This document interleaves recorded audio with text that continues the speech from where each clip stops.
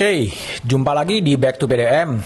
Kali ini saya akan ngobrol dengan seorang profesor ya, seorang guru besar tetapi juga merangkap sebagai anggota DPR.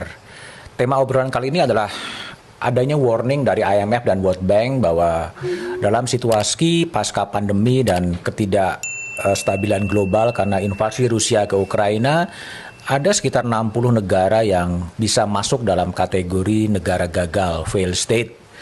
Narasumber kali ini adalah Profesor Dr. Hendrawan Supratikno, ya, seorang politisi, anggota DPR Komisi 11 dari PDI Perjuangan.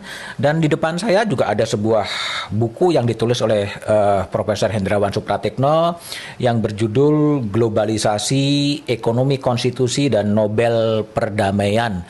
Mungkin itulah tema bahasan saya dengan Profesor Hendrawan. Prof, gimana kabar? Sehat? Sehat.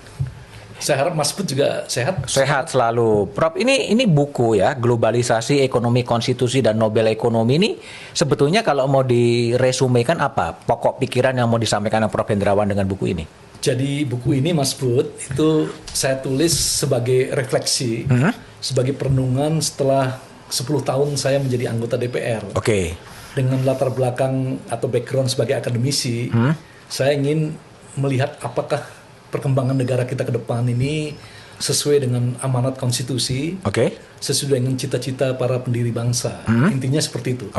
Jadi itu sebabnya masukan-masukan dari diskusi yang saya lakukan di MPR, kemudian sebagai narasumber di BPIP, Badan Pembinaan Ideologi Pancasila, terus ceramah-ceramah di berbagai lembaga itu saya kristalisasi, saya tulis dalam buku. Dan pesannya apa? Apakah memang Indonesia masih dalam on the right track menjadi negara sesuai dengan konstitusi atau berada di simpang jalan gitu? Secara singkat, sederhana, simpulannya arah kita sudah benar.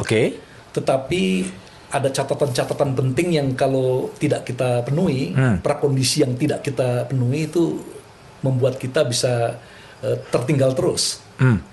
Dan itu bisa dibuktikan dengan sejumlah indikator yang saya tulis di buku itu. Apa tuh indikatornya? Global Competitiveness Index, Human Development Index, Fragile State Index. Dan itu negara rentan ya, karena rentan. sebuah negara sebelum menjadi negara gagal harus rentan dulu. Ya. Kalau tidak rentan dia tidak akan gagal. Dan sekarang Indonesia kalau menurut analisa kualitatif dari Prof Hendrawan? Di tengah jalan, artinya dari spektrum indeks itu kita berada slightly above, sedikit di atas rata-rata. Sedikit di atas rata-rata, masuk dalam fragile state? Ya moderate lah. Moderate karena ketergantungan kita terhadap utang ya, yang cukup besar, kemudian APBN yang terus-menerus defisit. Ini yang perlu kita cermati.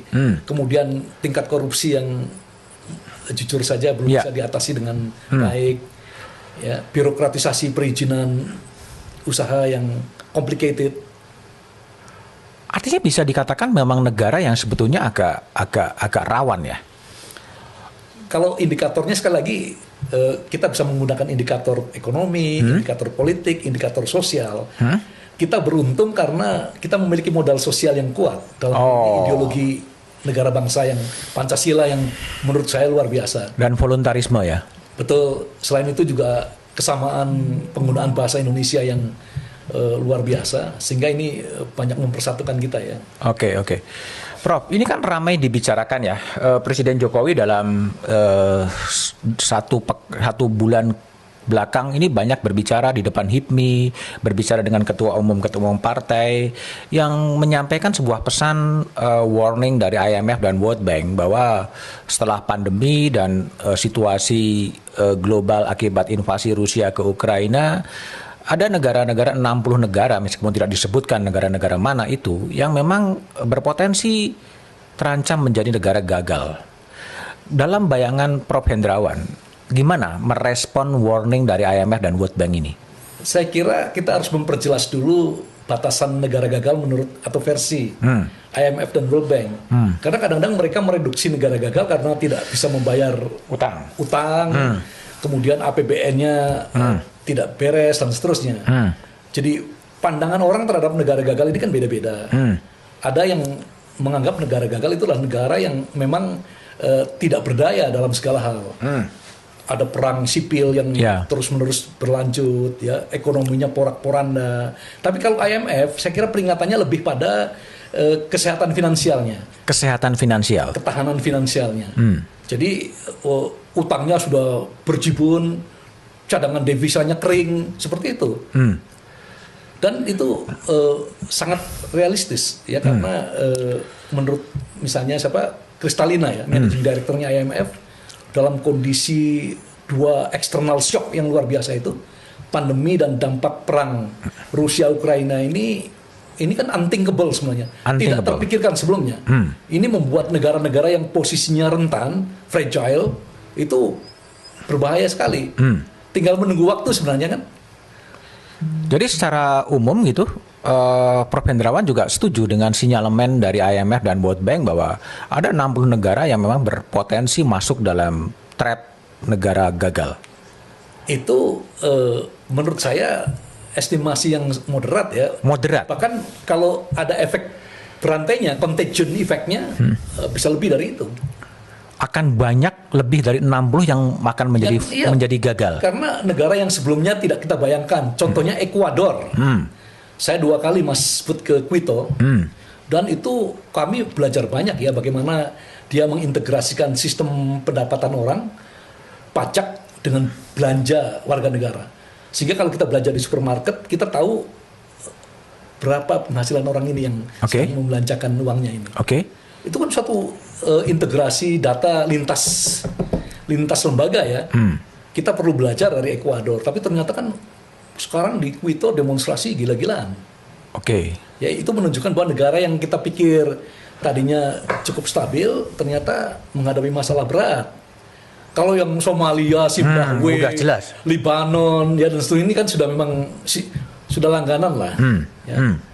Tetapi negara-negara yang kita bayangkan cukup stabil ternyata juga merasakan dampak dari dua kondisi ini.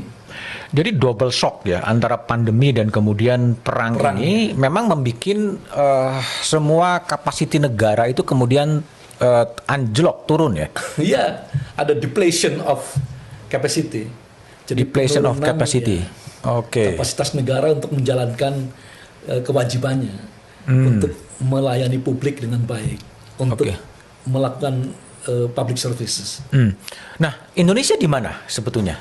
Kalau menurut Prof dengan double attack, ya, pandemi dan kemudian krisis di Ukraina dan di Rusia itu. Kita ini sebenarnya pantas mensyukuri, ya, karena shock itu ternyata tidak menimbulkan dampak yang di luar kendali, ya. Manajemen fiskal kita masih relatif sehat. Meski kita setiap tahun dalam 2-3 tahun terakhir ini menambah hutang 1.000 triliun, ya, tetapi kebijakan ekspansif dalam fiskal dengan memberikan begitu banyak bantalan sosial, istilahnya perlindungan sosial, ini sedikit banyak meredam dampak itu, ya. Ini bahkan kalau kita jujur, dari begitu banyak item subsidi yang dikeluarkan oleh APBN itu dalam tanda petik, ya, banyak orang berguru kita sebenarnya sudah mirip dengan negara sosialis. Contoh Kabupaten Pemalang, kabupaten saya, yang dimana saya menjadi wakil dari DPR di situ, dari 450.000 sekitar rumah tangga keluarga, 350.000-nya memperoleh bantuan sosial. Jadi artinya 67-70%, kan? Itu artinya kan luar biasa. Jadi jangkauan dari bantuan-bantuan sosial yang didesain oleh pemerintah ini luar biasa. Sekarang hampir semua ada subsidi upah, subsidi minyak goreng, subsidi begitu banyak, ya, macam subsidi yang diberikan oleh negara sebagai bantalan, sebagai perlindungan sosial dari dampak negatif ini. Tapi sampai kapan negara akan mampu memberikan subsidi yang begitu besar kepada rakyat ketika perang ini berkepanjangan dan nggak pernah tahu kapan akan selesai? Itu yang harus diantisipasi oleh teman-teman di Badan Anggaran, Komisi 11, ya, dan yang terkait Kementerian Keuangan tentu saja, ya, karena jangan sampai, ya, sudah terlanjur dalam tanda petik dimanjakan dengan berbagai banyak subsidi, bantuan-bantuan itu tiba-tiba kita harus masuk melakukan transisi, ya. exit strateginya ini benar-benar harus dibuat sedemikian rupa agar tidak menimbulkan shock juga. Jangan sampai external shock kemudian ditambah internal shock, terkonversi menjadi internal shock. Internal shock itu diwujudkan dalam penghentian subsidi-subsidi. Penghentian subsidi-subsidi itu. Tapi gimana mengelola itu? Kan anggaran kan juga terbatas, ya. Apa defisitnya itu juga kan semakin sudah dilakukan, Mas. Hah? Sudah dimulai dilakukan oleh Menteri Keuangan, misalnya tahun lalu APBN 2021 ada 4 kali refocusing. Refocusing itu kan bahasa halus untuk pemotongan anggaran atau self blocking. Sukarela begitu. Ini juga tahun 2022 paling tidak sudah 2 kali kan. Termasuk DPR juga kena self blocking. Oke. Jadi artinya Menteri Keuangan sudah melakukan upaya agar ketika kita nanti kembali ke dalam tanda petik normalisasi kebijakan fiskal, kita semua sudah siap gitu. Oke, itu dalam perspektif ekonomi. Ekonomi. Ya? Nah, kalau dalam perspektif tadi yang Prof. Hendrawan juga katakan soal korupsi yang juga masih merajalela, itu gimana? Itu kan juga bisa yang menciptakan problem kesenjangan sosial yang demikian besar sebetulnya. Iya, pandemi ini menimbulkan ketimpangan yang lebih besar, Mas. Karena apa? Karena dengan orang harus akses digital misalnya, ya ada digital divide. Bahkan mungkin kita tahu banyak anggota masyarakat kita yang untuk membeli kuota aja tidak mampu. Itu sebabnya indeks Gini pasti akan meningkat. Indeks Gini ini adalah ukuran moderat, Mas, karena yang diukur adalah pengeluaran, bukan pendapatan. Kalau yang diukur menggunakan pendapatan lebih gila lagi angkanya. Jadi itu sebabnya banyak orang kan minta agar digunakan ukuran yang lain untuk melengkapi indeks Gini. Saya juga sudah meminta BPS, ya, Bappenas dan seterusnya untuk mulai memikirkan penggunaan indeks lain yang lebih akurat. Tapi intinya, Mas Put, intinya kita dalam kondisi yang sulit, ya. Karena jangan sampai krisis ini menimbulkan krisis ekonomi menimbulkan krisis sosial menimbulkan krisis politik yang akhirnya menjadi prakondisi dari fail state tadi, negara gagal. Nah, ini harus kita betul-betul antisipasi dengan baik, kita melakukan orientasi dan mitigasi yang tepat. Apa yang harus dilakukan agar situasinya tetap, Pak Jokowi kan menyebutkan salah satunya warning agar lebih berhati-hati karena bisa saja kalau kita overconfident dan kemudian salah melangkah dan bisa mengarah kepada fail state, negara gagal. Karena tadi kan situasi kondisinya memang objektif bisa saja mengarah ke situ. Apa yang harus dikerjakan pemerintah agar situasi tetap under control sebetulnya? Kalau dari segi ekonomi dulu ya, ekonomi dulu tentu kualitas belanja harus betul-betul ditingkatkan. Dukungan data yang akurat ini vital. Karena tanpa data yang akurat, saya berkali-kali mengatakan ini, Mas Bud, tanpa data yang akurat tidak ada kebijakan publik yang efektif. Dan data selama ini kita semua tahu sangat amburadul. Data satu lembaga kementerian dengan lembaga kementerian yang lain tidak ada yang sinkron. Bahkan ada dugaan data sengaja dibuat distortif seperti itu agar apa? Agar orang bisa bermain, diskresi bisa jalan.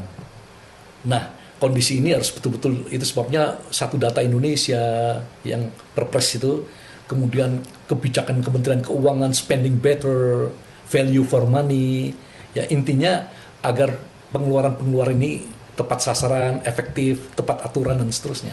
Nah, itu dari segi ekonomi. Ya. Dari segi politik tentu manajemen demokrasi kita harus betul-betul manajemen demokrasi yang transparan, ya, sehingga ketika orang berebut kekuasaan dan tentu dalam perebutan selalu ada yang menang, ada yang kalah bisa menerima ya kekalahannya dengan besar hati, ya, yang menang juga tidak jumawa, tidak sombong dan seterusnya. Pemilu harus berjalan dengan istilahnya jurdil, ya, luber jurdil begitu. Kemudian aspek sosialnya juga komunikasi tokoh-tokoh politik, elit-elit politik harus berjalan dengan baik, ya. Kemudian korupsi tentu, karena korupsi menimbulkan, ya, sekali lagi ketimpangan akses yang luar biasa, ya. Ini sangat memprihatinkan lah. Kalau dulu Sumitro Joyo Hadikusumo mengatakan Dari APBN kita 30%. Sekarang orang bergurau katanya lebih besar dari itu karena lebih besar dari itu. Dari 30%. Karena sekali lagi banyak lapisan yang bermain, ya, banyak komponen yang bermain. Prof Hendrawan juga mengkonfirmasi bahwa tingkat korupsi di Indonesia sudah lebih besar daripada yang pernah diproyeksikan Prof Sumitro. 30% dari kita APBN. Angka yang akurat tentu harus melalui penelitian, tetapi dari opini dan judgement, pertimbangan-pertimbangan banyak pihak, ya, mereka merasakan angkanya mungkin lebih tinggi. Lebih tinggi. Ya.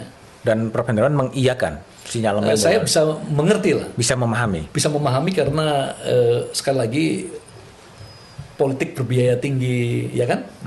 Nah, politik yang berbiaya tinggi ini mendorong orang untuk katakanlah menyalahgunakan kewenangan yang dimiliki, menggunakan diskresi yang dimilikinya untuk mempertinggi amunisi, ya, dan seterusnya. Ini Mas Bud yang saya jadi ingat Muchtar Lubis dulu. Ya, salah satu ciri manusia Indonesia adalah hipokrit, munafik. Nah, yang saya khawatirkan sekarang, jangan-jangan kita melembagakan kemunafikan ini. Melembagakan kemunafikan? Melembagakan kepura-puraan. Kepura-puraan bahwa?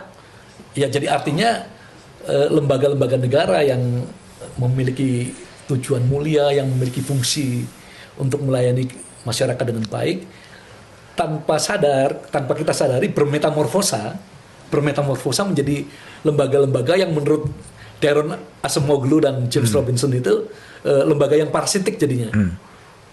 Jadi kan dia mengatakan mengapa suatu negara gagal karena lembaga-lembaga yang tadinya fungsinya demikian bagus bermetamorfosa menjadi lembaga-lembaga yang parasitik, ekstraktif.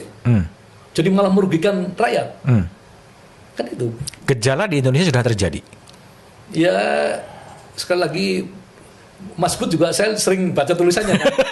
Politik doltinugu, transaksional, kemudian politik dagang sapi dan seterusnya. Ini kan bagian dari sejumlah indikator yang perlu kita cermati terus. Saya tertarik dengan ucapan tadi Prof Hendrawan yang mengutip Pak Muchtar Lubis soal kemunafikan lembaga-lembaga negara. Ini seakan-akan antara panggung depan dan panggung belakang berbeda ya? Persis, itu sebabnya kan saya selalu dalam berbagai wawancara mengatakan masalah serius kebangsaan kita adalah kecenderungan kita untuk melembagakan kepura-puraan. Melembagakan kepura-puraan atau melembagakan kemunafikan. Dan kepura-puraan yang dilembagakan itu dibiayai oleh APBN, dibiayai oleh sumber-sumber daya publik. Oke. Konkretnya kalau dalam Prof Hendrawan apa? Melembagakan kepura-puraan lembaga negara itu? Ya, sekali lagi tentu Mas Bud sebenarnya jujur saja jauh lebih tahu kalau saya amati dari tulisan-tulisannya itu kan. Gimana? Enggak, supaya pemahaman konsepsionalnya sama gitu. Iya, jadi artinya ada lembaga yang sebenarnya fungsinya tidak jelas ya. Terus-menerus dipertahankan. Padahal tiap tahun menyita porsi APBN yang cukup besar. Ya, terus seremonialitas yang luar biasa.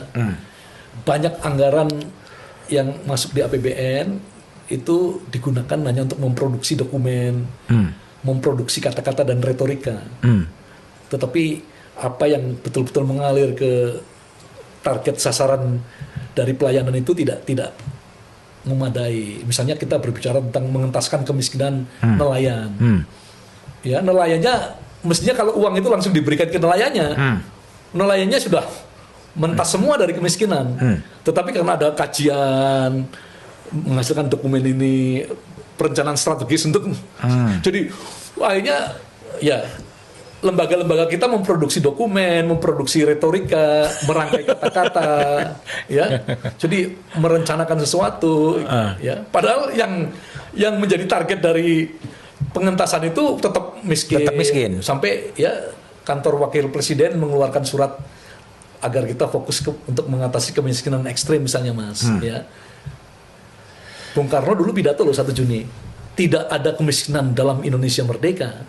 Ini kita sebentar lagi merayakan 77 tahun. 77 tahun Indonesia merdeka. Tetap kemiskinan ada. Kemiskinan ekstrim di depan kita. Oke. Gejala terjadinya kepura-puraan lembaga negara ini Menurut Prof. Hendrawan sejak kapan ya? Ya kalau Muhtar Lubis itu awal tahun 70-an. 70-an. Ya. Nah sekarang lebih dilembagakan begitulah. jadi artinya proyeksi Muhtar Lubis dengan ciri manusia Indonesia yang munafik, tahyul gitu kan? Ya. Itu masih eksis sampai sekarang ya? Ya buktinya kita saksikan setiap hari dan semakin sophisticated kan karena dibiayai oleh APBN, dibiayai oleh anggaran-anggaran untuk publik. APBN yang membiayai kemunafikan itu? Ya buktinya seremonialitas kelembagaan kita kan mesti bisa disederhanakan kan harusnya. Itu sebabnya kan Pak Jokowi selalu mengimbau kan harus hidup sederhana, jangan hal-hal yang tidak perlu jangan biayai, pokoknya macam-macam loh. Ya ini sudah bisa pakai sistem canggih itu ada e-procurement, ada webinar dan seterusnya, tapi kan biaya perjalanan tidak menurun mas. Ya kan? Ya karena tanpa menjalankan perjalanan itu kan kita tidak dapat tambahan. Oke. Ya kan? Jadi apa yang salah sebetulnya dengan manusia Indonesia ini? Apakah memang manusia Indonesianya yang memang begitu atau memang kemudian sistemnya yang memang dibuat untuk melanggengkan kepura-puraan atau seperti apa? Coba kalau kita baca penelitian-penelitian ilmu sosial di Indonesia, penelitian-penelitian terbesar dan yang paling memiliki dampak luar biasa itu semuanya dalam tanda petik cukup pesimis loh mas. Contoh Clifford Geertz, Agricultural Involution, terjadi involusi pertanian, produktivitas berkurang karena aset tanah itu semakin hari semakin terfragmentasi. Gunnar Myrdal dalam bukunya Asian Drama Asia, dia mengkategorikan kita negara lembek, soft state, ya, dan peneliti-peneliti lain. Jadi belum pernah ada penelitian yang menyebut bahwa kita ini memiliki modal yang cukup untuk menjadi negara besar. Tapi tentu itu tidak harus membuat kita pesimis mas ya, karena menurut saya Pancasila adalah modal besar yang luar biasa, yang merupakan anugerah, bahkan menurut saya keajaiban ya. Saya pernah menantang orang loh, apakah bangga Anda sebagai orang Indonesia? Coba kalau Anda bangga sebutkan apa produk Indonesia yang menginspirasi dunia. Pada diem semua mas. Kalau saya jujur mas, dua hal yang membuat produk Indonesia menginspirasi dunia. Pertama, konferensi Asia Afrika, ya itu betul-betul menginspirasi negara-negara terjajah untuk merdeka. Yang kedua belum berhasil, tapi pidato Bung Karno di PBB, to build the world anew, membangun dunia baru. Dia menawarkan Pancasila sebagai etika global, global ethics, sehingga semua agama, semua ideologi, semua isme bisa hidup bersama. Ya, kemudian kan kita tahu kalau berdasarkan teori-teori sosial, PBB membuat komisi untuk menciptakan etika global, dipimpin oleh Hans Kuhn, Profesor Hans Kuhn, Global Ethics, tapi kan belum berhasil. Padahal Soekarno tahun 60 itu sudah bicara loh mas. Nah itu dua produk yang membanggakan kita dan dijual ke dunia internasional. Kalau yang lain kan tidak. Sistem apa kita bangun lebih banyak meniru apa yang ada di barat, apa yang ada di negara lain. Itu saya pernah menantang itu mas. Ya. Tapi Muhtar Lubis juga pernah mengatakan tadi ya, ciri-ciri manusia Indonesia yang masih sekarang juga masih sangat-sangat relevan ya. Munafik, ya, suka dengan tahyul, kan, iri hati, ya, saling bercuriga sesamanya gitu. Dan dulu masih kontroversi pada waktu itu tahun 70-an, tapi sekarang itu masih relevan. Kondisi manusia Indonesia masih demikian adanya. Sangat, bahkan kalau orang sekarang bilang banget. Banget. Artinya itu menjadi bagian dari refleksi kita sebagai bangsa, dan kalau bisa refleksi itu bisa dikonversi menjadi satu kesadaran kolektif mas. Bahwa kita menghadapi musuh besar yang luar biasa, yaitu tadi diri kita sendiri. Kepura-puraan yang dilembagakan itu. Kepura-puraan yang dilembagakan itu. Itu disadari nggak sih bahwa sebenarnya kita sadar semua dan nyaman kok dalam kepura-puraan itu? Nyaman dalam kepura-puraan. Iya, loh Gus Dur kan dulu pernah mengatakan kita sistemnya presidensial, rasanya parlementer, ya kan? Kita negara kesatuan, federal, kan jadi seperti itu. Jadi selalu di in between gitu, di tengah-tengah gitu. Iya, jadi kalau Gus Dur malah pakai istilah apa, negara bukan-bukan ya. Negara bukan-bukan. Bukan ini, bukan itu. Bukan ini, bukan ya, itu. jadi artinya apa? Artinya kan kita nyaman dalam kondisi seperti ini ya. Kejujuran itu bagi kita sesuatu yang menyakitkan loh, Mas. Mencari orang yang jujur dan berani, berarti menentang arus kan? Iya dong. Punya pengalaman pribadi? Loh, Mas kalau jujur coba menyatakan A adalah A, right or wrong is right or wrong, itu akan dimusuhi dan akan diisolasi saya kira ya. Karena Mas tidak hidup dalam satu atmosfer kebersamaan, ya kan? Atmosfer kebersamaan itu artinya kan Anda menenggang rasa lah, perbedaan, toleran terhadap sesuatu yang mungkin tidak sesuai dengan prinsip Anda, ya kan? Itu sudah jelas sekali. Ini menjadi menarik, Prof. Hendrawan, ketika kejujuran menjadi barang langka ya di Indonesia ini gitu loh. Nah, sebetulnya akarnya di mana? Kan era Pak Bung Karno dan kemudian Soeharto awal kan juga mengatakan ada nation in character building, membangun karakter dari bangsa ini gitu. Itu juga proyek-proyek yang kemudian belum selesai ya, untuk menjadi Indonesia, masih in the making. Iya betul. History in the making terus ya. Sejarah yang terus berproses terus. Iya. Dan belum jadi sampai sekarang juga. Belum. Manusia Indonesia itu seperti apa? Ketika lembaga-lembaga sosial, jadi institusi dan regulasi lah, kalau mau disederhanakan. Institusi itu artinya lembaga-lembaga yang kita bangun, regulasi adalah aturan-aturannya. Ini belum kokoh, kita diempas globalisasi, individualisme, liberalisme, sehingga kita tertatih-tatih dan respon yang gamang dan cenderung ikut arus, pragmatis. Orang Jawa punya sesanti yang luar biasa sebenarnya, ngeli tanpa keli. Ternyata keli tenan, Mas. Bisa, iya, hanyut betul jadinya. Menang tanpa ngasorake, dikdoyo tanpa aji, wek tanpa kelangan, sugih tanpa bondo. Sekarang sugih tanpa bondo ditertawakan, Mas. Ya kan? Kaya tanpa harta kan ditertawakan, Mas. Betul. Iya. Terus gimana? Mau kan mengembalikan menjadi sesuai dengan state ideology, Pancasila dan lain sebagainya. Itu penjelasan Undang-Undang Dasar 45 yang awal yang sudah dihapus itu dalam amandemen. Kan kita amandemen 4 kali, Mas. 99 sampai 2002. Termasuk penjelasannya yang dihapus karena pertimbangannya beberapa hal dalam penjelasan itu sudah dimasukkan dalam norma pasal. Nah, di penjelasan itu kan sudah jelas maju mundurnya suatu negara bangsa, semangat para penyelenggara negara. Semangat para penyelenggara negara, Mas. Jadi integritas, ya, kejujuran, ya, keikhlasan para penyelenggara negara, mereka-mereka yang mempunyai kekuasaan dan seterusnya. Dan ingat, MPR membuat TAP khusus loh, TAP 6 2001. Etika kehidupan berbangsa. Dan etika itu sudah luar biasa, Mas. Dalam TAP itu ada 8 kelemahan internal kita sebagai negara bangsa dan 2 tantangan eksternal. Tidak ada satupun yang kita jalankan dengan konsisten, konsekuen, ya, continue. Itu dibuat secara sadar atau dibikin orang? Sadar. Atau dibikinin orang, jangan-jangan? Berkali-kali saya di fraksi juga mengatakan seperti itu. Di MPR terutama, ini TAP ini luar biasa. Karena TAP ini jujur bahwa kita sedang menghadapi 2 tantangan eksternal yang hebat dan 8 tantangan yang sekaligus kelemahan internal kita. Kita masih mudah diopok-opok oleh isu SARA, ya. Kita begitu rentan dengan isu-isu yang sangat sensitif terkait dengan SARA itu.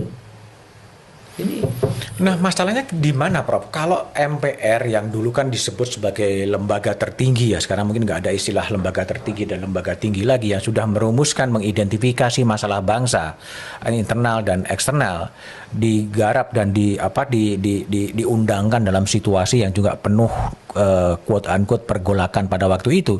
Tetapi kemudian juga hanya menjadi tekstual saja ya. Iya. Jadi bayangkan ketika MPR menjadi lembaga tertinggi negara, Mas. istilahnya penjelmaan seluruh rakyat Indonesia, the Vertretung Organs, des Willens des Staatsvolkes, ya. Itu aja kondisinya seperti itu. Apalagi sekarang kita semua tahu, ya, semua lembaga negara setara. Meski MPR dalam tata tertibnya mengatakan kami bukan lembaga tertinggi negara, tetapi lembaga negara dengan kewenangan tertinggi. Dibalik kan? Yeah. Tapi kita semua tahu, ya kan, komunikasi antar lembaga negara yang terjadi kan masih harus disempurnakan sebenarnya. Jadi kembali lagi, salahnya di mana? Desain kelembagaan kita yang memang tidak tepat akibat dari amandemen konstitusi, atau memang top leader sebetulnya? Aktor dan struktur, Mas. Aktor dan struktur. Struktur ketatanegaraan kita harus diperbaiki, dan itu sudah menjadi kesadaran. Itu sebabnya keputusan MPR setiap periode, paling tidak saya sudah ikuti 2 periode ya. Nanti periode ketiga sebentar, kalau akhir periode, MPR kan membuat TUS namanya, keputusan MPR. Itu selalu kaji ulang, ya, pelajari, ya, tata negara kita, sempurnakan, amandemen terbatas, ya kan? Kan selalu begitu. Bahkan sempat ketika Zulhas jadi ketua MPR, dalam tanda petik, embrio panitia ad hoc itu sudah dibentuk kan, untuk melakukan amandemen. Ya, jadi artinya strukturnya juga harus dibenahi. Aktornya, Mas, aktornya harus lahir dari proses yang benar, ya, proses yang betul-betul adil dan terbuka. Itu sebabnya kalau politik masih mahal seperti sekarang misalnya, ya kan? Ya, yang Mas tulis itulah demokrasi tol tinuku, politik dagang sapi. Mas Bud kan keras sekali menulisnya, lebih keras dari saya kan sebenarnya, ya kan? Sampai saya clipping terus itu kan, ya kan? Enggak, saya nangkap gini, saya tuh menjadi kegalauan saya pribadi gitu, tapi terkonfirmasi dengan Prof. Hendrawan gitu loh. Sebetulnya dengan tadi kan pasca pandemi jelas akan muncul kesenjangan sosial yang makin lebar, ya kan? Kemudian praktek korupsi juga mungkin masih saja merajalela, kan, bahkan kerugian negara akibat korupsi bisa lebih dari apa yang diproyeksikan oleh Prof. Sumitro 30%, bisa lebih besar daripada itu. Yes. Lalu lembaga-lembaga negara juga diselimuti dengan kepura-puraan yang dibiayai oleh APBN, oleh negara gitu loh. Kemudian MPR yang katakanlah lembaga negara dengan kewenangan tertinggi sudah memutuskan adanya sebuah etika berbangsa dan bernegara, yang sudah merumuskan secara jernih dan detail apa yang menjadi ancaman dan tantangan internal maupun eksternal. Tapi semuanya itu juga tidak pernah menjadi concern perhatian dari para penyelenggara negara. Jadi everything is fine, everything is okay gitu semuanya. Jadi apa yang terjadi sebetulnya ini? Ini menjadi pemikiran kita bersama dan itu harus kita serius. Kalau kita ingin bercermin, tidak boleh bercermin di cermin yang retak. Kalau kita ingin melihat air juga airnya harus jernih. Baru kita bisa melihat wajah sendiri. Yeah. Nah ini ada istilah macam-macam, Mas. Katanya kita, sebagai bangsa kita harus melakukan proses katarsis, bersih diri yang luar biasa agar kita bisa datang dengan kesadaran kolektif. Dan kesadaran kolektif ini harus menjadi satu aksi yang efektif. Kalau kita sadar secara kolektif, ya, tetapi tidak bisa dikonversi menjadi action, menjadi aksi yang efektif, kemudian diterjemahkan menjadi regulasi dan institusi, ini berat, Mas. Kita a dreaming nation, bangsa yang bermimpi, kan selalu repot jadi. Kalau mimpinya ada. Nah, Bung Karno dulu pernah menyatakan begini, Mas, satunya kata dengan perbuatan. Yeah. Jadi to walk the talk. Walk the talk. Yang you katakan itulah yang you kerjakan, yang you kerjakan itu yang you sampaikan. Tapi justru itu yang hilang, bukan? Nah, itu yang kita katakan berbeda sekali dengan apa yang kita kerjakan. Yang kita kerjakan tidak pernah secara jujur dikatakan. Ini kan yang menjadi masalah seperti itu. Ya, kita terjebak dalam zona kenyamanan dalam atmosfer kemunafikan, kepura-puraan. Terus perbaikannya dari mana? tadi strukturnya dibenahi, aktornya betul-betul melalui proses yang betul-betul luar biasa bagus, dan memang ada jalan pintas kan, ada yang ingin revolusi pergantian nasional secara revolusioner, ya, ideologinya diganti, ada loh Mas. Padahal kita semua tahu Uni Soviet itu berdiri tahun 1917 Mas, runtuh 1991. Jadi hanya bertahan 74 tahun. Indonesia sebentar lagi 77 tahun. Berarti Pancasila ini kan sudah teruji Mas. Bayangkan negara superpower dengan ideologi komunisme aja hancur. Ya. Kita Pancasila 77 tahun lebih tahan dari Uni Soviet yang negara superpower. Ini aja masih ada yang mempersoalkan. Luar biasa kan? Hal yang ajaib bagi kita, anugerah sebuah negara bangsa dengan diversitas yang luar biasa ini, ya, masih ada yang berpikir untuk jadi sebetulnya bisa dikatakan sebenarnya social capital ya, atau kondisi objektif Indonesia memang ada pemersatu Pancasila, tapi realitas empirik di bawahnya juga agak fragile ya sebetulnya. Agak fragile, tetapi tadi indeks kedermawanan sosial kita voluntary cukup tinggi. Ya, kalau kita membaca Hildred Geertz, Keluarga Jawa, itu extended family system ya dalam kehidupan kita ini cukup baik. Sehingga Mas Bud menanggung keluarga-keluarga, membantu sekolah ponaan, sepupu dan seterusnya. Sama juga, dan ini merupakan jaring pengaman sosial yang luar biasa yang tidak dibiayai oleh APBN loh. Tapi dalam situasi seperti sekarang, Prof. Hendrawan, parlemen banyak orang yang mengkritik juga dalam posisi yang lemdak, ya, tidak banyak bersuara. Bebek lumpuh gitu ya? Bebek lumpuh. Betul nggak? Begini, setiap kali kita masuk ke satu organisasi, maka to some extent untuk derajat tertentu kan kita harus mengorbankan prinsip-prinsip pribadi, karena Anda harus sedikit banyak harus menerima nilai-nilai, berkompromi dengan nilai-nilai organisasi. Ada sesuatu yang harus dilepaskan. Ya, kalau enggak ya you mendirikan partai sendiri kan.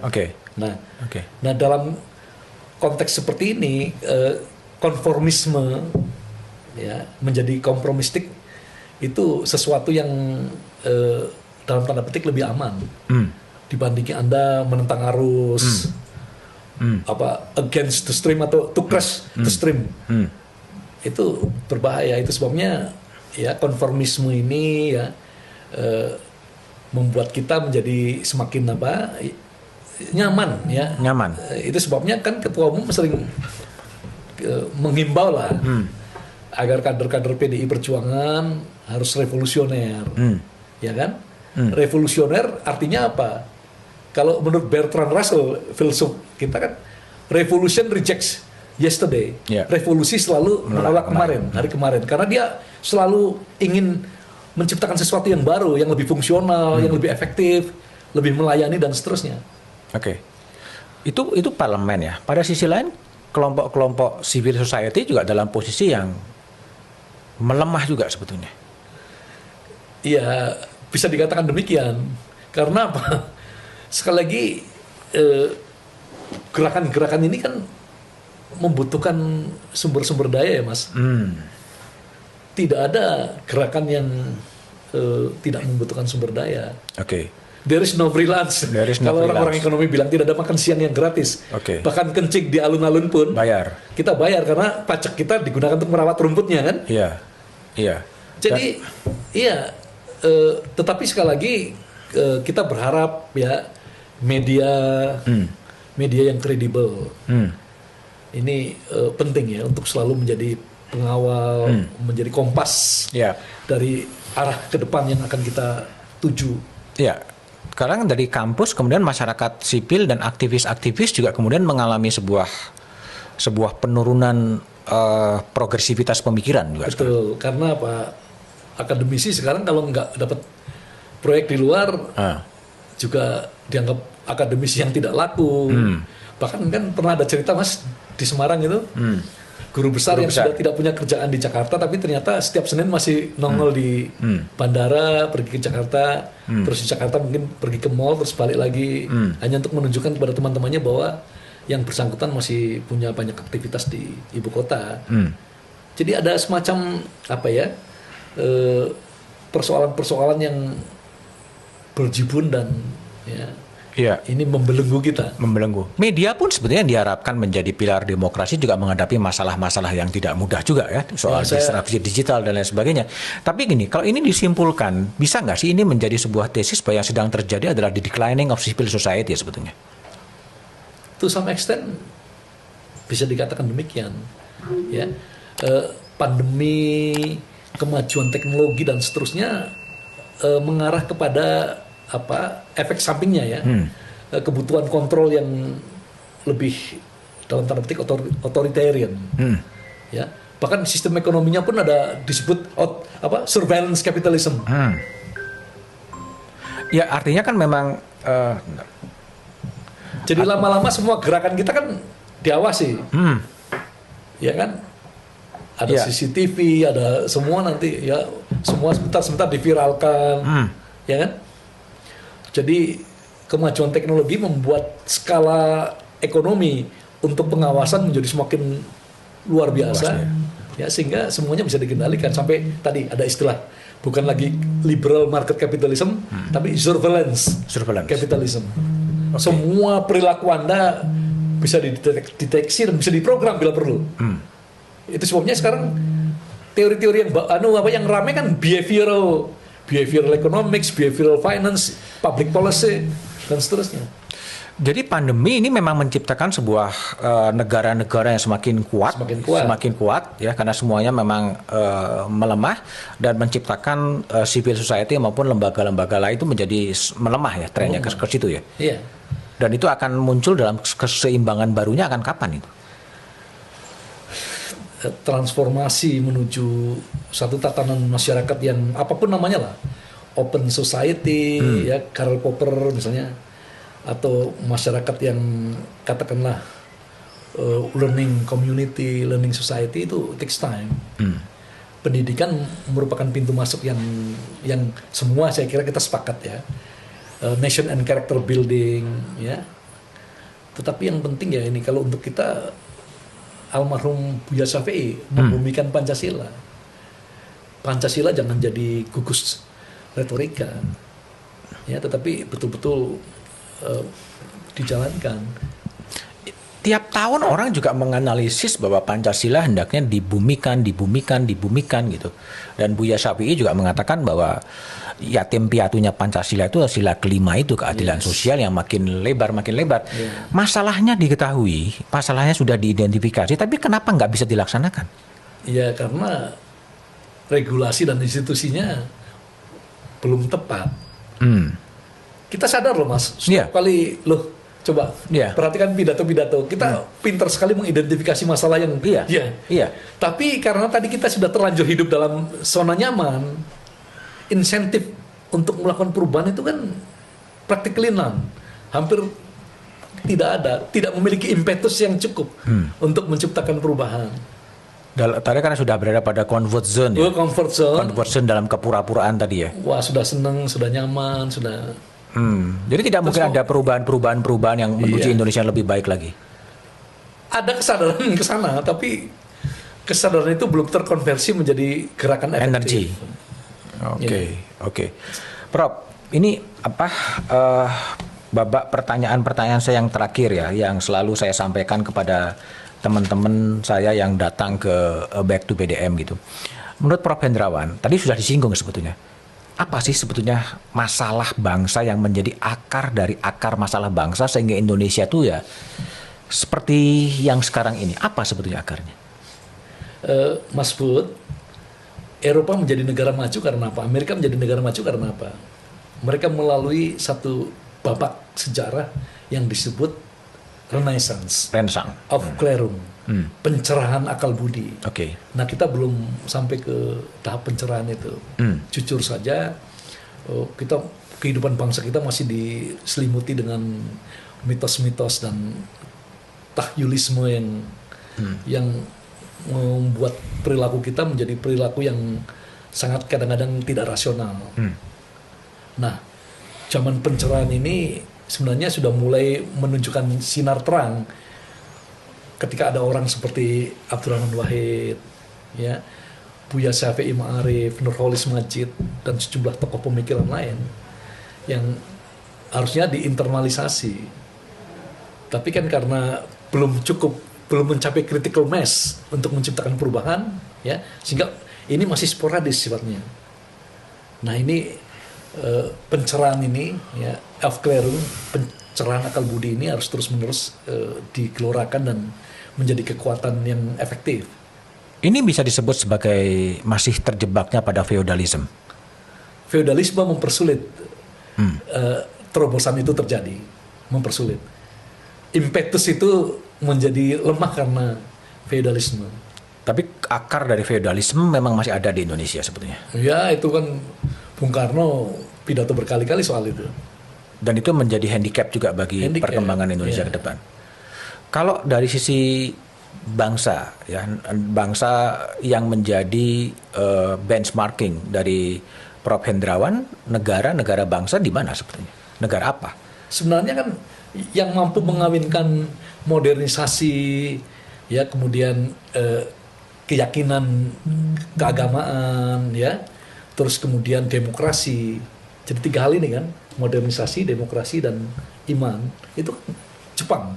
Jepang kan dia bisa memelihara nilai ketimuran, kolektivisme, dan seterusnya. Pada saat yang sama bisa memodernisasi dirinya dengan hebat, mencapai capaian-capaian negara bangsa yang unggul, ya kan? Itu menarik. Dan itu sebabnya Bung Karno kan sejak tahun 25-26 kan sudah menggumuli itu. Bagaimana 3 software ini, software demokrasi, software modernisasi, dan software keagamaan, itu menjadi kompatibel.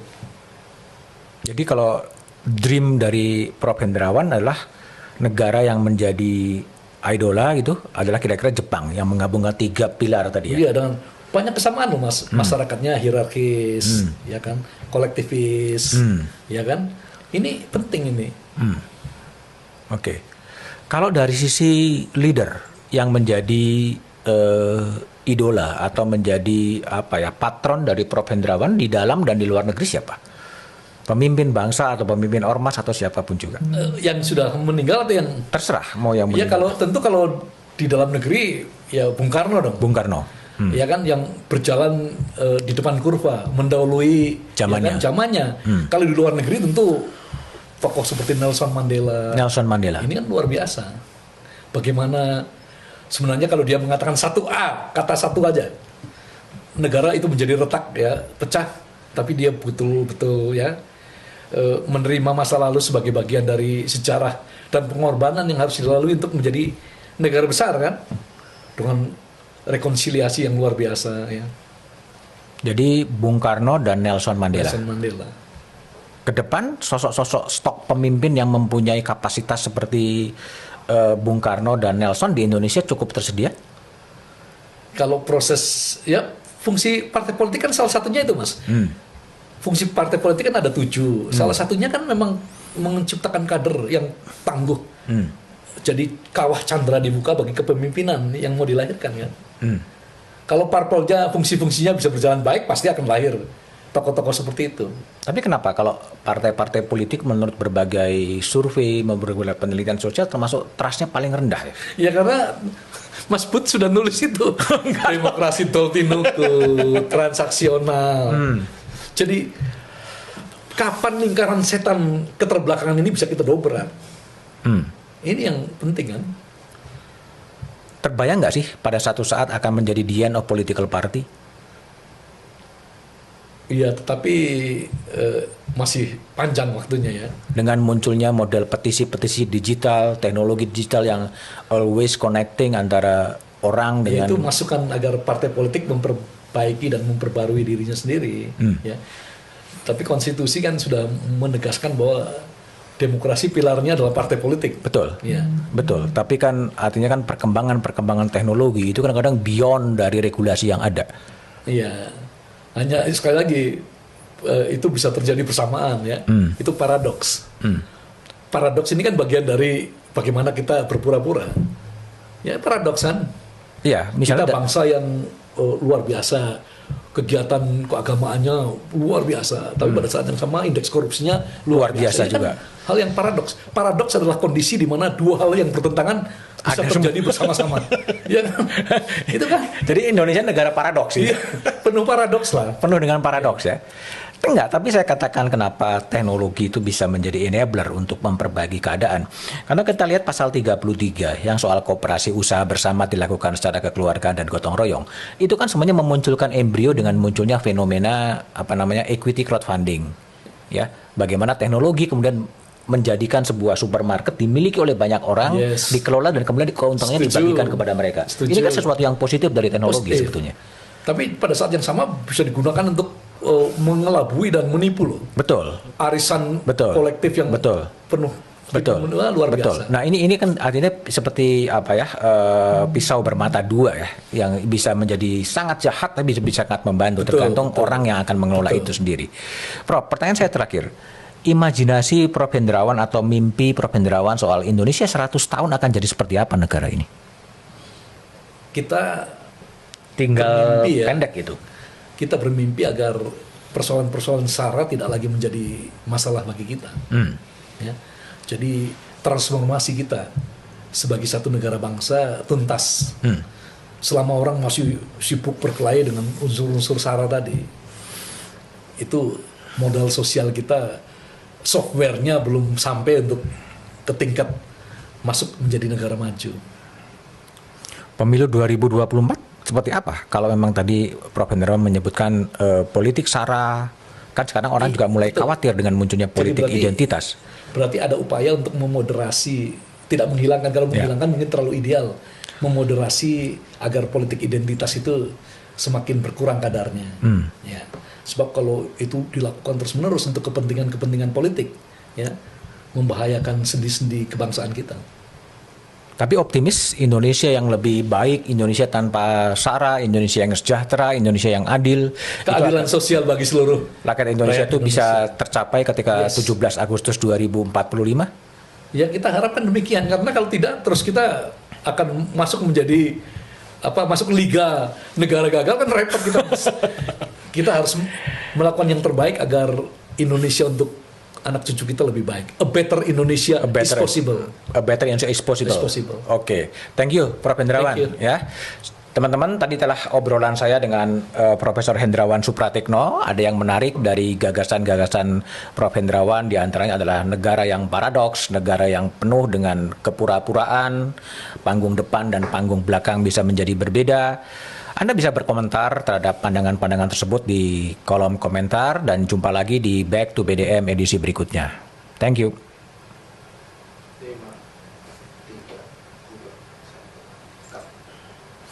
Oke. Prof, makasih ya. Thank you. Bukan main.